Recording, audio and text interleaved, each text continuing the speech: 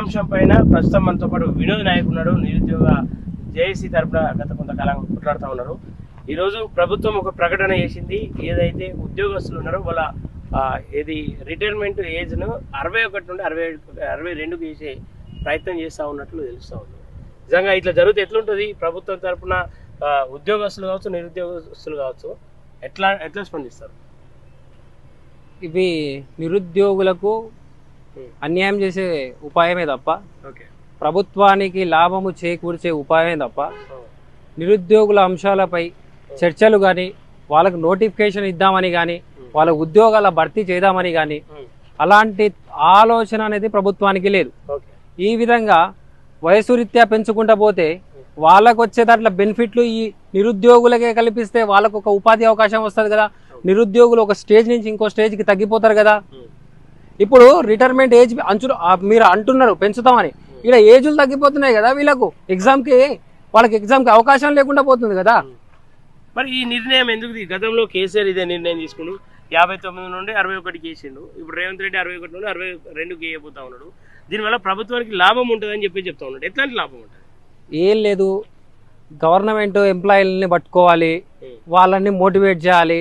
వీళ్ళకి పెంచితే నెక్స్ట్ ఎలక్షన్లో ఓట్లు గుంజుకుందామని చూస్తున్నారు. నిరుద్యోగులు మీ గద్దె దింపే రోజులు దగ్గరలోనే ఉన్నాయి.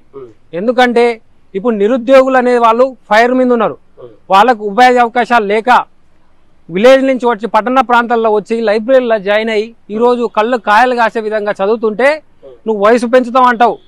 నిరుద్యోగులకు నోటిఫికేషన్ ఇవ్వకుండా అంటే 9,000 కోట్లు ప్రభుత్వానికి ఆర్థిక భారం తగ్గుతుంది, అందుకే ఈ ఆలోచన ఇస్తున్నామని చెప్పేసి వాళ్ళు అంటారు. నువ్వు 9 కోట్ల గురించే ఆలోచిస్తున్నావు తప్ప నువ్వు అందాల పోటీ పోయినప్పుడు 30 కోట్లు ఎటు పోయినాయి?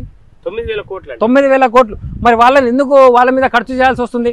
అదే నిరుద్యోగుల మీద ఖర్చు చేయను, భారం ఎందుకు పడుతుందండి? ఒకవేళ నిజంగా ఈ నిర్ణయాన్ని ఈ రోజు చర్చిస్తామని చెప్పేసి అన్నారు. దాన్ని వాళ్ళు ఆమోదం చేస్తే నిరుద్యోగుల పక్షాన ఎట్లా ఉండబోతా ఉంది?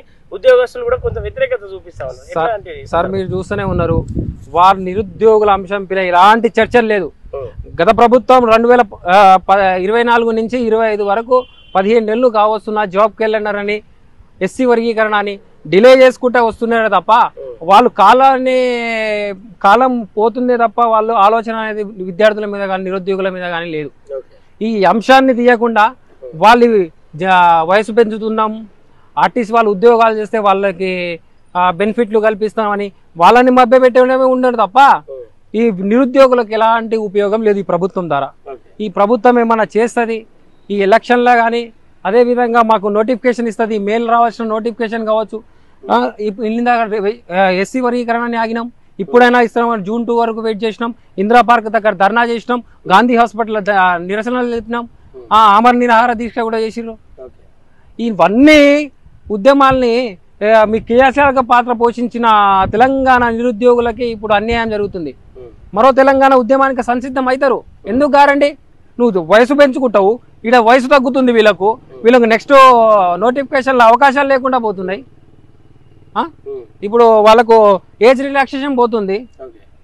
ఏ విధంగా ఆలోచన చేస్తుంది, ఏ విధంగా శోషిస్తున్నారు అనేది ఈ ప్రభుత్వ ఆలోచన మీదనే వదిలేస్తున్నాం. ఓకే, అంటే ఒకవేళ నిజంగా ఇదే కనుక అమలైతే నిరుద్యోగులు ఎట్లాంటి కార్యాచరణ చెప్పారు?